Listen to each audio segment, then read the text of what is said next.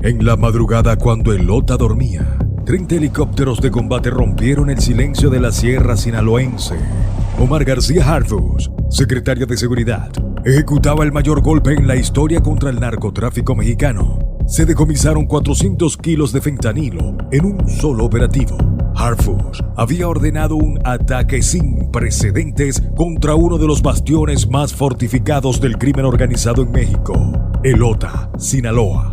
Para comprender la importancia estratégica de este operativo, debemos analizar la geografía del poder criminal en Sinaloa. Elota se ubica en un corredor clave para el narcotráfico de drogas, funcionando como un punto de distribución y almacenamiento. Desde principios de 2000, esta región ha sido disputada por diversos grupos criminales, pero en los últimos años la denominada Chapiza consolidó su dominio mediante una campaña de terror sistemática contra pobladores y autoridades locales. En términos prácticos, había establecido un estado paralelo donde la ley federal era prácticamente inexistente.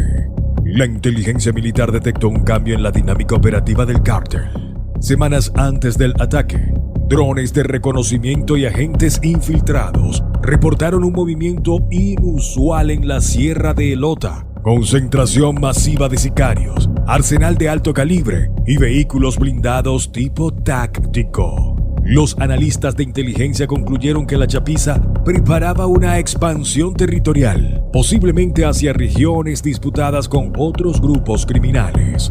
Harfuch, aplicando doctrina militar de anticipación estratégica, decidió actuar de manera preventiva. El plan: movilizar tropas de élite con apoyo aéreo y terrestre para neutralizar la amenaza antes de que pudiera materializarse. La operación debía ser ejecutada con precisión quirúrgica, rápida, letal y decisiva. A las 3:45 horas dio inicio a la fase ofensiva del operativo. La flota aérea, compuesta por helicópteros Black Hawk, Mi-17 y Bal 412, desplegó una formación táctica de ataque coordinado. Cada unidad aérea tenía asignado un sector específico dentro del perímetro objetivo. Los Black Hawk, equipados con sistemas de supresión de armamento, lideraron el asalto inicial. Los Mi-17, con mayor capacidad de transporte, llevaban el grueso de las fuerzas de asalto. Los Bals 412 proporcionaban cobertura periférica y establecían el bloqueo aéreo. Las comunicaciones tácticas capturadas durante el operativo revelan la precisión militar. Sigue saliendo la tropa para la salida norte. Van a prevenir que bajen los armados a la ciudad. La estrategia implementada seguía el clásico patrón militar de cerco y aniquilación. Mientras la fuerza aérea establecía superioridad desde arriba, los elementos terrestres cerraban todas las vías de escape. El primer contacto provocó la reacción esperada. Los sicarios intentaron una defensa desorganizada utilizando su arsenal. La respuesta armada del cártel demuestra su capacidad militar acumulada durante años. Desde los cerros, los sicarios desplegaron armamento digno de una fuerza irregular avanzada. AK-47 como arma básica, rifles Barrett, calibre 50 para contraofensiva, antiblindaje y lanzagranadas para intentar derribar aeronaves. La batalla se transformó en lo que los expertos militares denominan enfrentamiento asimétrico de alta intensidad. Los helicópteros ejecutaron maniobras evasivas mientras mantenían superioridad de fuego, aprovechando su ventaja tecnológica. En tierra, vehículos blindados avanzaban sistemáticamente, cortando rutas de escape y acorralando a los sicarios contra la montaña. El elemento decisivo: los drones con visión térmica que eliminaban la ventaja del terreno para los sicarios, convirtiendo la geografía serrana de aliada a trampa mortal. Al amanecer, el campo de batalla revelaba un escenario de superioridad táctica absoluta por parte de las fuerzas federales. El balance preliminar de la operación representaba lo que los especialistas en contrainsurgencia denominan golpe de desarticulación estructural. Decenas de sicarios neutralizados, infraestructura criminal desmantelada y, lo más significativo, el decomiso de 400 kilogramos de fentanilo. Para contextualizar la magnitud de este aseguramiento, debemos entender que esta cantidad de opiáceo sintético tiene el potencial para producir millones de dosis letales, con un valor estimado en el mercado negro de cientos de millones de dólares. El catálogo de armamento incautado evidenciaba la militarización del cártel.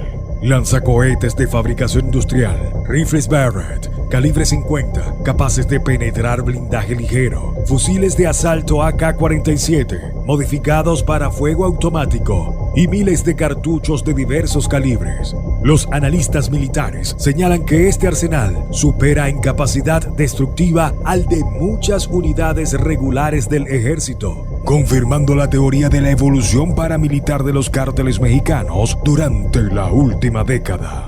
La dimensión estratégica del operativo trascendía el aspecto bélico. Harfush lo explicó en términos militares de guerra de recursos. Estas acciones van a continuar aquí en Sinaloa hasta que logremos una disminución de la violencia, o sea que no tengan más recursos para seguir generando violencia. Esta declaración revela una estrategia de desgaste sistemático contra el cártel, atacando no solo su estructura operativa, sino también su capacidad logística y financiera. El Estado mexicano estaba implementando lo que en doctrina militar se conoce como guerra de desgaste multiespectro, golpeando simultáneamente la capacidad armada, logística, territorial y económica del adversario. La pregunta en los círculos de seguridad era: ¿cómo respondería un cártel de esta magnitud ante un golpe tan contundente? La reacción del cártel siguió el patrón clásico de insurgencia criminal: acciones propagandísticas combinadas con ataques asimétricos. En las primeras 24 horas después del operativo, aparecieron narcomantas en puntos estratégicos de Sinaloa, conteniendo amenazas de represalia y mensajes intimidatorios dirigidos tanto a autoridades como a la población civil. Este tipo de comunicación ha sido documentada como táctica psicológica de grupos criminales desde la década de 2000 en México, buscando generar percepción de control territorial a pesar de haber sufrido golpes operativos. Simultáneamente, células dispersas del cártel ejecutaron ataques coordinados contra patrullas militares, siguiendo tácticas de guerra de guerrillas, emboscadas rápidas, ataques y repliegue inmediato. El objetivo táctico era claro: demostrar capacidad de respuesta y generar la percepción de que la organización mantenía su poder operativo. La población civil, conocedora del patrón histórico de estos conflictos, temía convertirse en daño colateral de una especie de violencia similar a la experimentada en ciclos anteriores de confrontación Estado-cárteles. La respuesta gubernamental marcó un cambio en la doctrina tradicional de contención. En lugar de adoptar una postura defensiva, Harfush implementó lo que los estrategas denominan ofensiva continua de saturación. Desplegó operativos simultáneos en Mazatlán, Culiacán, Guasave, Los Mochis y otras zonas estratégicas. Miles de elementos de Marina, Guardia Nacional y Ejército avanzaron en formaciones blindadas, ejecutando en menos de 48 horas más de 50 cateos de alta precisión. La información obtenida en el OTA permitió identificar casas de seguridad, almacenes logísticos y puntos de reunión del cártel.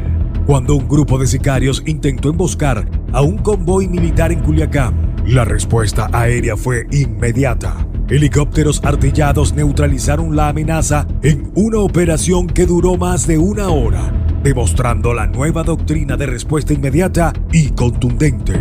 El siguiente nivel de la estrategia gubernamental siguió principios de contrainsurgencia moderna: atacar el comando y control de la organización criminal. La inteligencia militar inició una fase de rastreo selectivo contra los mandos regionales del cártel, utilizando lo que los especialistas denominan método de decapitación estratégica progresiva. Esta doctrina, implementada con éxito en conflictos asimétricos internacionales, busca eliminar sistemáticamente los niveles de mando sin generar vacíos de poder que provoquen mayor violencia. Los líderes de la chapiza implementaron tácticas clásicas de guerra asimétrica: dispersión geográfica, fragmentación de comunicaciones, ocultamiento en zonas rurales y uso de infraestructura civil como cobertura defensiva.